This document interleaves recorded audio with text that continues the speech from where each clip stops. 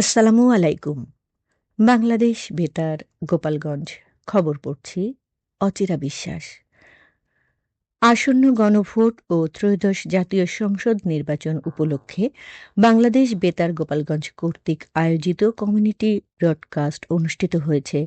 গতকাল বিকেলে জেলা শিল্পকলা একাডেমির হলরুমে এই অনুষ্ঠানের আয়োজন করা হয়। বাংলাদেশ বেতার গোপালগঞ্জ কেন্দ্রের আঞ্চলিক পরিচালক মোহাম্মদ জলিলুল হকের সভাপতিত্বে অনুষ্ঠানে প্রধান অতিথি হিসেবে উপস্থিত ছিলেন অতিরিক্ত জেলা প্রশাসক সার্বিক এস এম তারেক সুলতান। এছাড়াও বিশেষ অতিথি হিসেবে উপস্থিত ছিলেন অতিরিক্ত পুলিশ সুপার সাখাওয়াত হোসেন সেন্টু এবং জেলা নির্বাচন কর্মকর্তা অলিউল ইসলাম। অনুষ্ঠান শেষে এক মনোজ্ঞ সাংস্কৃতিক পরিবেশনা অনুষ্ঠিত হয়। এতে বাংলাদেশ বেতার গোপালগঞ্জ কেন্দ্রের কর্মকর্তা কর্মচারী সহ বিভিন্ন শ্রেণী পেশার মানুষ ও সংবাদকর্মীরা উপস্থিত ছিলেন। নড়াইল জেলা প্রশাসনের আয়োজনে গণমানুষের বিভিন্ন সমস্যা নিয়ে গতকাল নড়াইল জেলা প্রশাসকের সম্মেলন কক্ষে এক গণশুনানি অনুষ্ঠিত হয়েছে। জেলা প্রশাসক ড মোহাম্মদ আব্দুল সালাম গণশুনানিতে উপস্থিত বিভিন্ন শ্রেণী পেশা ও আর্থসামাজিক অবস্থানের মানুষের কাছ থেকে নানান বিষয়ে তাদের আবেদন ও অভিযোগের কথা শোনেন এবং প্রয়োজনীয় পদক্ষেপ গ্রহণের জন্য সংশ্লিষ্টদেরকে দিক নির্দেশনা প্রদান করেন। অতিরিক্ত জেলা প্রশাসক সার্বিক লিংকন বিশ্বাস ও জেলা সমাজসেবা কার্যালয়ের উপপরিচালক জেড এম মিজানুর রহমান খান সহ সংশ্লিষ্টরা এ সময় উপস্থিত ছিলেন। গোপালগঞ্জ জেলা ও দায়রা জজ আদালতের বিচারক মোহাম্মদ শামসুল হকের বাসভবনে ককটেল নিক্ষেপের ঘটনা ঘটেছে। গতকাল রাতে শহরের পোস্ট অফিস রোড এলাকায় এ ঘটনা ঘটে। প্রত্যক্ষদর্শী ও পুলিশ সূত্রে জানা যায়, কয়েকজন দুর্বৃত্ত হঠাৎ করে বিচারকের বাসভবনের দিকে ককটেল নিক্ষেপ করে। এতে বিকট শব্দে ককটেল বিস্ফোরণ ঘটলে পুরো এলাকায় আতঙ্ক ছড়িয়ে পড়ে। তবে এ ঘটনার কোনো হতাহতের খবর পাওয়া যায়নি।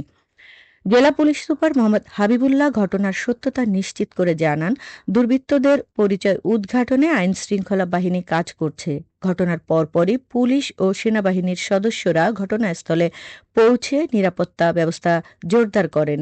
বিষয়টি গুরুত্বের সঙ্গে তদন্ত করা হচ্ছে বলেও জানান তিনি।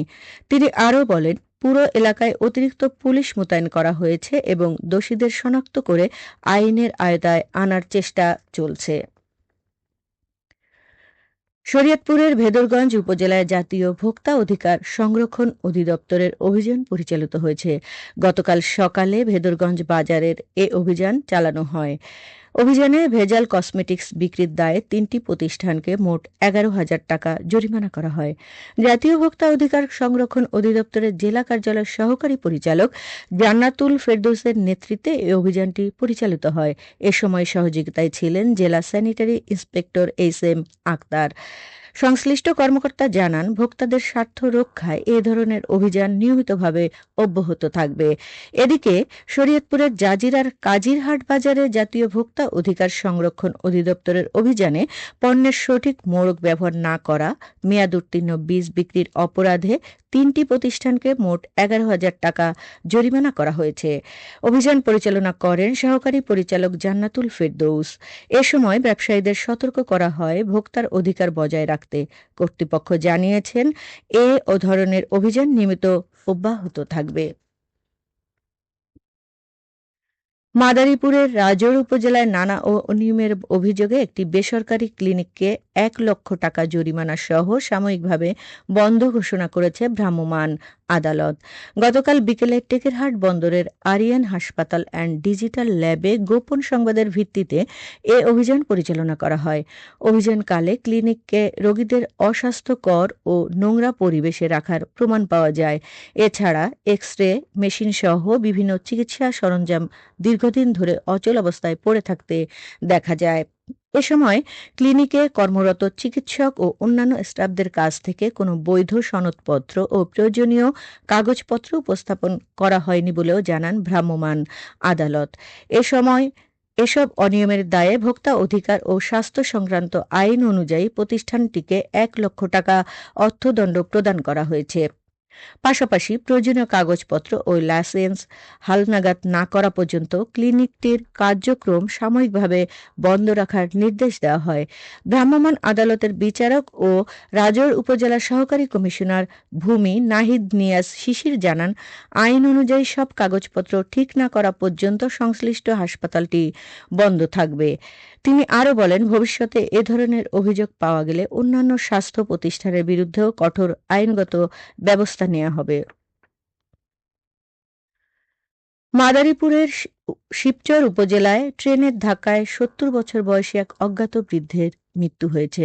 গতকাল দুপুরে উপজেলার কুতুবপুর ইউনিয়ন এলাকায় এ দুর্ঘটনা ঘটে।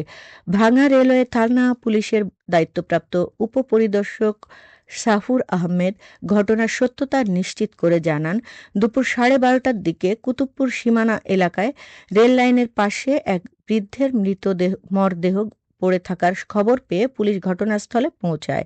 তিনি আরও জানান, খুলনাগামী একটি ট্রেন বৃদ্ধটিকে ধাক্কা দিলে তিনি মাথায় গুরুতর আঘাত পান এবং ঘটনাস্থলেই মারা যান। পরে পুলিশ মরদেহ উদ্ধার করে ময়নাতদন্তের জন্য মাদারীপুর ২৫০ শয্যা বিশিষ্ট জেলা হাসপাতালের মর্গে পাঠান। নিহতের পরিচয় শনাক্ত এবং দুর্ঘটনার প্রকৃত কারণ উদ্ঘাটনে প্রয়োজনীয় আইনগত কার্যক্রম চলমান রয়েছে বলে জানিয়েছেন পুলিশ।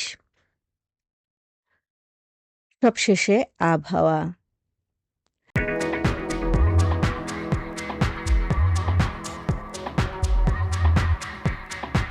আজ বেলা ১টা পর্যন্ত দেশের অভ্যন্তরীণ নদীবন্দর সমূহের জন্য আবহাওয়ার পূর্বাভাসে বলা হয়েছে, ভোর ৫টা থেকে পরবর্তী ৩ থেকে ৪ ঘণ্টার মধ্যে দেশের নদী অববাহিকায় মাঝারি থেকে ঘন কুয়াশার কারণে দৃষ্টিসীমা ৩০০ মিটার বা কোথাও কোথাও এর চেয়ে কম হতে পারে।